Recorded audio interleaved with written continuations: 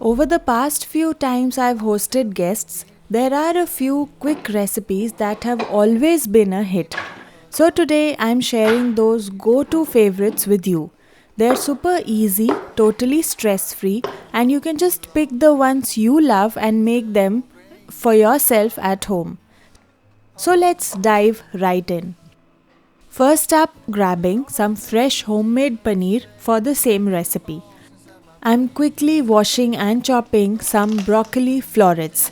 That's going to be the star of one of today's recipes. I like to call this one the healthy snack. It's perfect for those days when you're craving something a little different. In order to bring it all together, we'll be using some gram flour or besan, but here's the trick, you have to roast it really well. Trust me, I learnt this the hard way. When you roast it properly, it blends right in. You won't even notice it's there. Tied to your love in a doubt, beautiful woman. And all the things I didn't say. I'm just pricking some potatoes and boiling them in heavily salted water.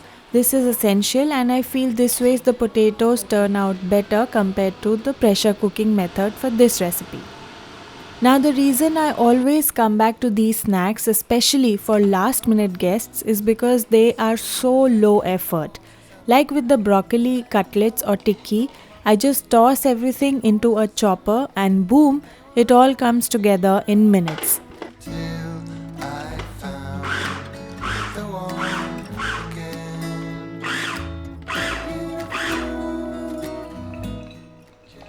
Now once the broccoli and corn are chopped, we'll get to the paneer and you can grate it if that's easier for you, but even in the chopper it works fine. You were beautiful woman.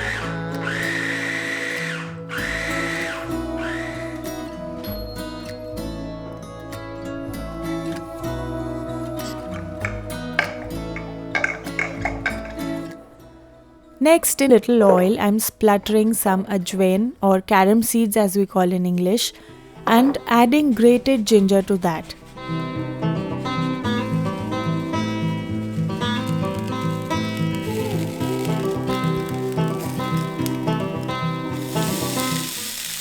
When we saute the whole mixture, don't skip this step, it really amps up the flavor and helps everything cook through.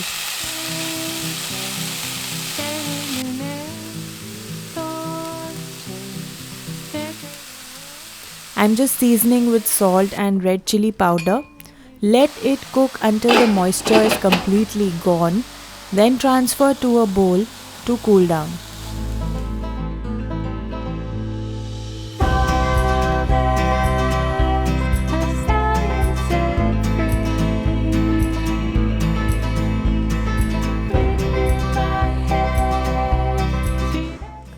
While that cools, I'm starting the third dish. For this, I'm cutting round discs out of bread slices. This recipe is always a crowd pleaser when I host.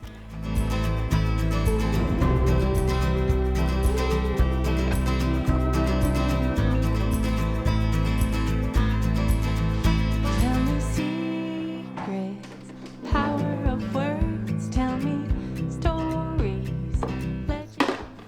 Last time I used Amul cheese and everyone immediately recognized the taste but couldn't quite place it. When I told them it was the good old Amul cheese from India, everyone was thrilled.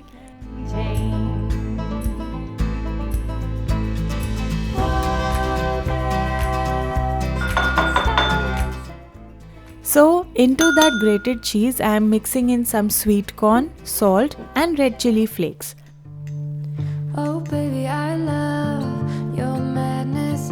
It's so incredibly beautiful. Oh. Chopping up some fresh coriander too, it adds such a pretty pop of color. And wild like an animal. Some would say I'm insane in the right way. Now for the bread discs, we are spreading on some sweet chili ketchup. You can use pizza sauce too if you prefer.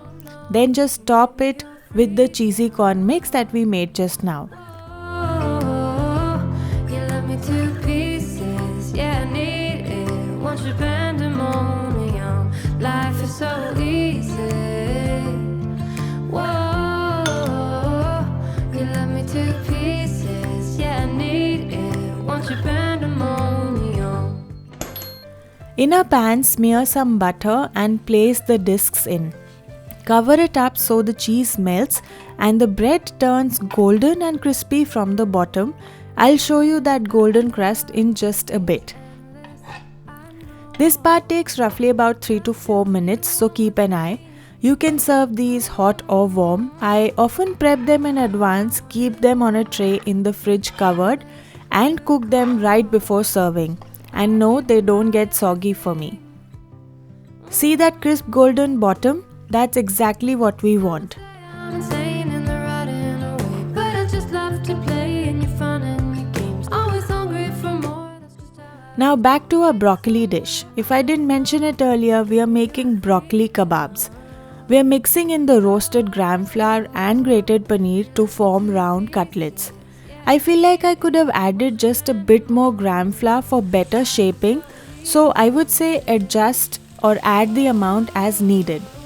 We are shallow frying these kebabs in a pan. They turn beautifully golden with a nice crust on the outside.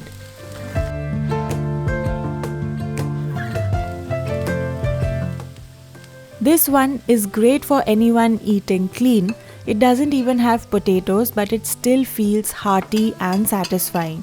You'll want more than just one for sure.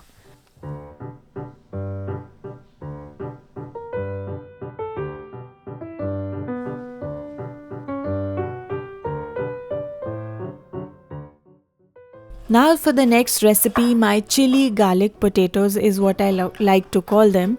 If you've got boiled potatoes ready with you, this is literally a 5-minute recipe. Just chop them into big chunky pieces. And make sure you keep them into big sizes only and not too small. Now the idea is to get them golden and crispy from the outside. So don't add salt just yet.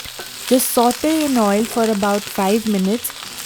Keep an eye on it, keep tossing it, and it will develop that golden color on the outside, which makes it really tasty.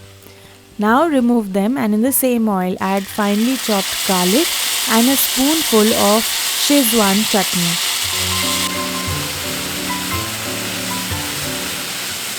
Let it cook a bit, then toss in the potatoes as well. Coat them really well.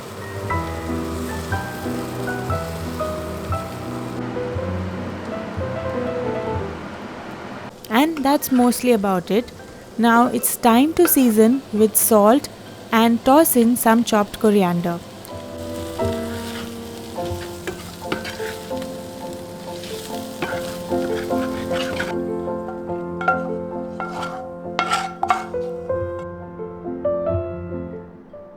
To finish, sprinkle grated cheese on top of hot potatoes so that it melts comfortably, followed by some sesame seeds and spring onion greens. These are totally optional. This recipe tastes really well even without the garnish.